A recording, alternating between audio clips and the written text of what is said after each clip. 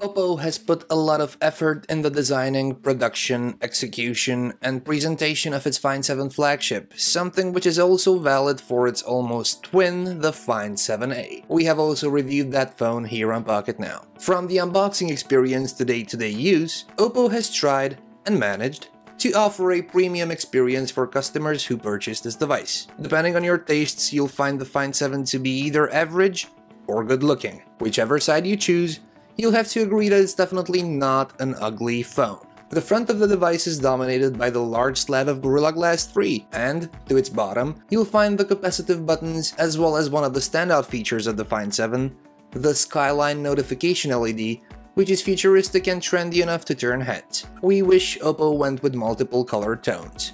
Instead, you're stuck with the blue color, whether you like it or not. Precision machine device, that's what the Find 7 is, with quality materials being used, tight tolerances, and attention to detail. There are no gaps in this phone, and even the removable back cover has an eject button should you want to switch SIMs or micro SD cards. Everything feels solid, but you'll have to get used to the fairly large footprint and the squared edges. The curved back doesn't seem to help this phone fit in your palm too much if you have small hands. 152.6mm tall, 75mm wide, and 9.2mm thick, weighing 3 grams more than the Find 7a at 173 grams, most probably due to the larger battery pack at 3000 mAh. Those not moved by the looks of the phone will definitely be surprised about the specifications, which are really high-end. From the quad-core Snapdragon 801 processor clocking at 2.5 GHz to the 3 GB of RAM and 32 GB of storage, these are some strong features. Other notable specs include the microSD card expansion for up to 128 GB of additional storage, 13-megapixel camera with dual LED flash, paired with a surprisingly good 5-megapixel wide-angle front facer, a 3000 mAh removable battery, USB OTG, Bluetooth 4.0, Wi-Fi BGN, NFC and GPS, to name the most important ones. Network compatibility includes LTE, with frequencies depending on the market, as well as the usual GSM and WCDMA. The 5.5-inch Quad HD display has a resolution of 1440 by 2560 pixels and a PPI rating of 538. The colors are really vibrant with good contrast and surprisingly good black levels for an IPS display. Content is sharp thanks to the envelope-pushing resolution, and side-angle visibility is also exceptional. We have no objections, really, when it comes to the display. You know what else we have no complaints about? Performance. The high-end specs really drive this phone fast. Whether that's launching applications, listening to music, sending emails, multitasking between the browser and social media, everything is snappy. And so are the home screens, widgets, and flipping through them. You simply cannot bog it down regardless of how many apps you run. Gaming performance is also exceptional. We have to remember that the internals have to push more pixels with the Quad HD display, but we've seen no hiccups while playing demanding games like Need for Speed Most Wanted. Sure, the phone gets warm after some time and battery life takes a huge hit, but that's the price you have to pay for running console quality-like games on your smartphone. Software, however, is something that we don't necessarily need to complain about, and we don't want to, but we have to mention that it will appeal to some of you while others will prefer to install CyanogenMod as soon as it becomes available for the Find 7. The UI is definitely not ugly and cluttered, but it is different.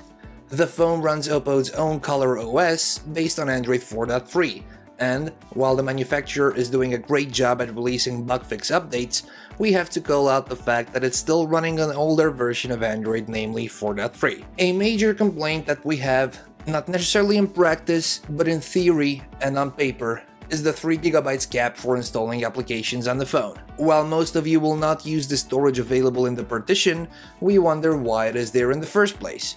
So, we reached out to Oppo and this is what they had to share. Our engineers have already realized this problem and came up with a solution, but unfortunately it would involve a thorough data backup on the user's end, as the fix would wipe all data on the device. For the sake of the safety of their personal data, we decided not to go with it, but our next device won't be partitioned as the Find 7. We're pretty sure those who would like this shortcoming to go away would be totally fine with backing up their data.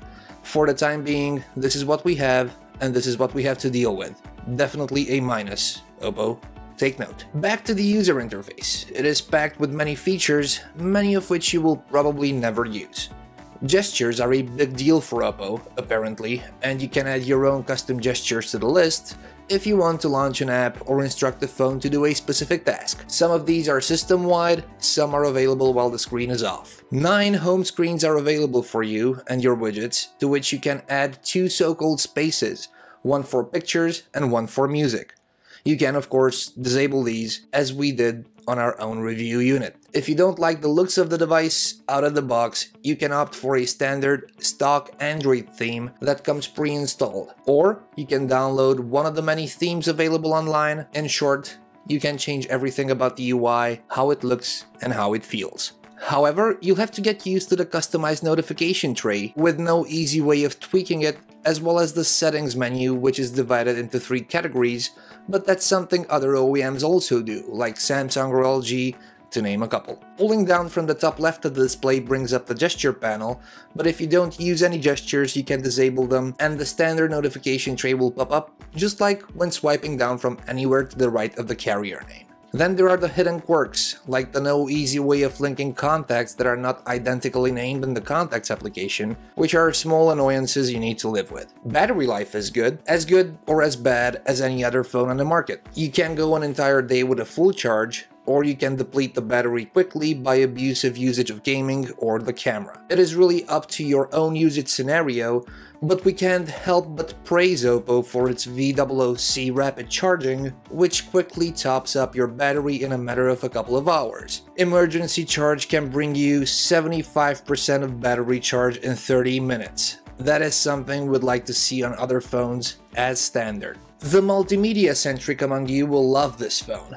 We're not saying it's an HTC boom sound killer, but the backfiring stereo speakers are right there, on par with the ones on the HTC M8. Actually, if you flip the M8 to the back, or the Find 7 to the front, the Oppo phone sounds better. But as we have to opine while using it the way the phone was intended to, we'll just say this is the best sounding phone, together with the M8, on the top of our speaker audio list.